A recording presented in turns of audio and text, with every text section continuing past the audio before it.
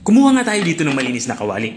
Ang gagawin natin dito ay papakulan natin itong 1 kilong balunan ng manok. Naglagay na nga tayo dito ng tubig. Ang tubig naman ay dapat nakalubog itong ating balunan ng manok. Tatakpan natin to at papakuloy natin to ng mga 1 oras o hanggang sa lumambot itong balunan ng manok. O kaya naman kung may pressure cooker kayo, mas maigi, mabilis nyo itong mapapalambot. Makalipas nga ng 1 oras ay lumambot na nga itong ating balunan ng manok at dito sa parte nito ay hinahango ko na nga itong ating mga napalambot na balunan ng manok. Tatabi muna natin to. Ito naman pinagpakuluan ay hindi natin natatapon yan. May paggagamitan tayo dyan. At the same pan, nilinisan ko lang ito. Magpapainit tayo dito ng mantika. Chicken oil nga yung aking ginagamit dito. Ito yung ginawa ko nung nakaraan. May video ako dyan. Kung gusto nyo matutong gumawa ng chicken oil. At nang uminit na nga yung ating chicken oil ay lagay na nga tayo dito ng bawang. Dinikdik ko lang ito at saka hiniwa ng maliliit. Isusunod ko naman itong ating sibuyas. Ganun din sa sibuyas, hiniwa ko lang din to ng maliliit. Yung tipong panggisa lang. At maglalagay na din ako dito ng kamatis. 1 perasong kamatis nga yung aking inilagay dito. Hiniwa ko lang din to ng maliliit.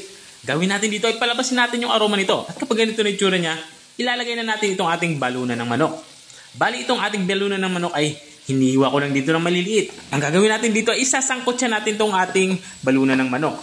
Tuloy-tuloy tayo sa paggigisa hanggang sa magganito na itsura niya. Pag ganyan na itsura niya, maglagay na tayo dito ng tomato paste. Ang ginawa ko lang dito sa tomato paste ay ginisa ko lang din to para mabawasan yung asim nito. Saka ko to hinalo dito sa ating balunan ng manok. At kapag nagisa na ng maigi, nahalo na ng maigi, ay ilagay na natin yung ating sabaw. Ito yung pinagpakuluan natin ng balunan ng manok. Hindi na nga tayo gagamit ng tubig dito, kundi itong pinagpakuluan na yung ating magiging sabaw. Naglagay na nga din ako dito ng mga pampalasa. Dahon ng laurel at saka itong chicken cube ang aking inilagay. Dinurog ko lang yung chicken cube at maglalagay na din ako dito ng suka. Matapos natin mailagay yung suka, hindi na natin gagalawin yan. Tatakpan na natin yan. Papakuluin natin yan mga 3 minuto para maluto lang yung ating inilagay na suka. Makalipas ng 3 minuto, dito naman sa parte nito ay ilalagay na natin yung ating atay ng manok. Ang ginawa ko lang dito sa ating atay ng manok na inihalo ay hiniwa ko lang ito ng maliliit. At ilalagay na din natin itong ating gulay. Mayroon tayo ditong carrots saka radish. Hiniwa ko lang ito ng maliliit, yung tipong pa-cubes. Halo lang natin ito dito sa ating nilulutong ulam. At kung nanonood ka pa rin hanggang dito sa parte ng aking video, ibig sabihin ay interesado ka sa aking niluluto. Baka pwede mo na may comment kung taga saan ka para alam ko kung hanggang saan umabot ang aking video. Balik tayo dito sa ating nilulutong ulam. Nilagyan ko pa nga ito ng sabaw ng ating pinagpakuluan dahil nakulangan pa ako sa tubig. At saka ko to tinakpan. Pakuluin natin to ng mga 5 minuto. Mabilis lang naman maluto itong ating inihalong gulay. Take note, yung ating balunan ay luto na ito at malambot na ito. Bali, ang lulutuin lang talaga natin dito, itong ating gulay saka itong ay inilagay nating atay ng manok. Dito nga sa parte ito ay tinitimplahan ko nito kung pasok na sa aking panlasa. Naglagay ako dito ng patis, kung wala kayong patis okay lang na masin, at black pepper or pamintang durog.